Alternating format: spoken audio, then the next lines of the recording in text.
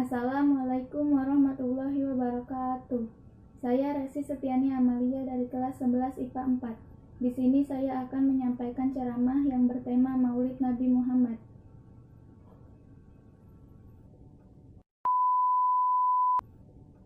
Bismillahirrahmanirrahim. Assalamualaikum warahmatullahi wabarakatuh.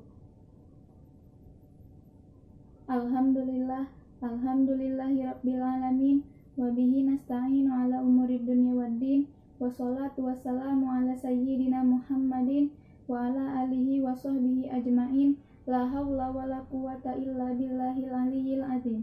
Amma ba'du.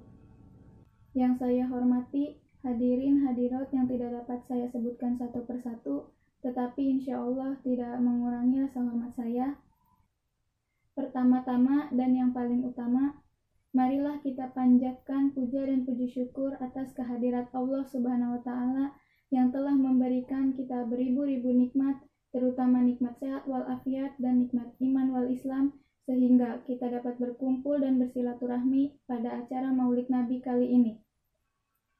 Yang kedua, tak lupa pula sholawat beserta salam semoga tetap terlimpahkan kepada junjungan kita Nabi Agung Muhammad Sallallahu Alaihi Wasallam yang telah membawa umatnya dari zaman kegelapan menuju zaman terang benderang. Dan semoga kita mendapatkan syafaatnya di yaumil akhir nanti. Amin, amin, ya rabbal alamin. Berdirinya saya di sini, dan pada kesempatan kali ini, akan menyampaikan uraian mengenai Maulid Nabi Muhammad SAW dan keistimewaan beliau SAW. Hadirin hadirat yang dirahmati Allah, sebagaimana yang kita ketahui bahwa Nabi Muhammad SAW dilahirkan di kota Mekkah pada tanggal 12 Rabiul Awal 571 Masehi dan pada tahun Fil. Kenapa disebut tahun Fil? Karena pada saat Nabi Muhammad SAW dilahirkan oleh ibunya yang bernama Aminah, terjadi penyerbuan oleh Raja Abraha dari Ethiopia ke Mekah bersama barisan tentara yang menggunakan gajah sebagai tunggangan mereka. Mereka ingin menghancurkan Mekah dan memindahkan Ka'bah ke negeri mereka. Maka Allah Subhanahu wa Ta'ala pun menghalangi mereka dengan dilemparkannya batu-batu ke bumi seperti hujan batu. Maka dari peristiwa itulah disebut tahun gajah. Hendaknya kita berbahagia dengan kelahiran Nabi Muhammad SAW.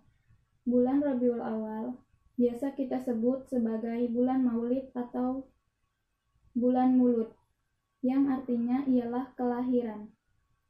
Karena di bulan tersebut kita berbahagia atas kelahiran Nabi Muhammad SAW. Dalam mengapresiasikan kebahagiaan atas kelahiran Nabi, ada banyak sekali yang bisa kita lakukan. Salah satunya ialah meneladani kehidupan Nabi. Apalagi kita tahu bahwa meneladani kehidupan Nabi merupakan perintah dari Allah Subhanahu wa Ta'ala untuk kita laksanakan. Sebagaimana tertera dalam Quran surat Al-Ahzab ayat 21 yang artinya, sesungguhnya telah ada pada diri Rasulullah suri tauladan yang baik bagimu, yaitu bagi orang yang mengharap rahmat Allah dan kedatangan hari kiamat, dan dia banyak menyebut Allah. Hadirin hadirat yang dirahmati Allah, Nabi Muhammad SAW membawa misi yang sangat agung. Misi yang dititipkan oleh Allah Subhanahu wa Ta'ala kepada beliau.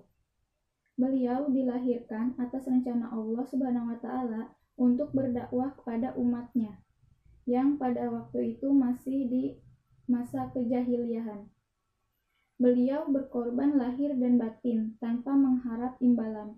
Beliau hanya ingin mengiring umatnya dari kegelapan menuju terang benderang. Pernahkah kita memikirkan jika dulu Rasulullah SAW tidak berdakwah, hanya diam dan membiarkan umatnya berkecimpung di dunia kebodohan, sehingga sampai pada sekarang ini kebodohan itu masih ditunaikan oleh kita sendiri. Minuman keras, bahkan narkoba dikonsumsi secara terang-terangan.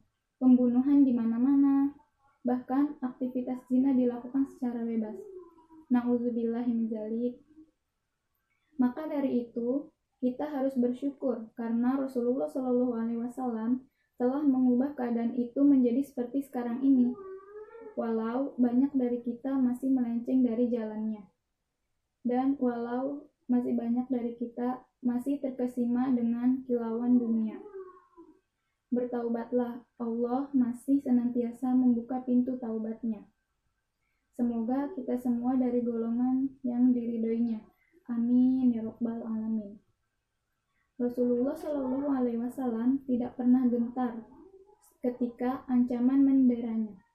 Beliau tidak pernah takut kepada siapapun yang mengancamnya.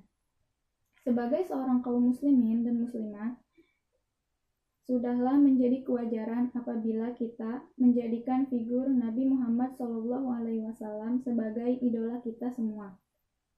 Maka dari itu, kita sebagai umat Islam, umat yang telah digiring oleh Rasulullah dari kebodohan menuju kebenaran, wajib bagi kita untuk berterima kasih kepada beliau. Dengan bagaimana? Dengan mengikuti setiap sunnahnya, atau dengan mengikuti setiap kebiasaan baik beliau. Dengan begitu, Rasulullah akan mencintai kita, maka syafaatnya pun akan kita raih ketika hari kiamat tiba.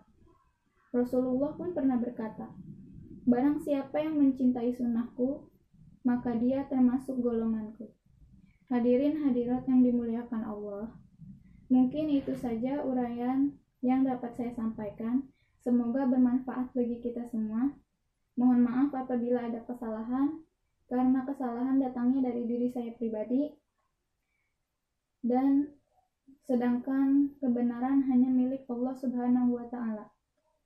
Terima kasih banyak atas perhatiannya. Saya akhiri. Wallahul muwaffiq ila aqwamit thoriq.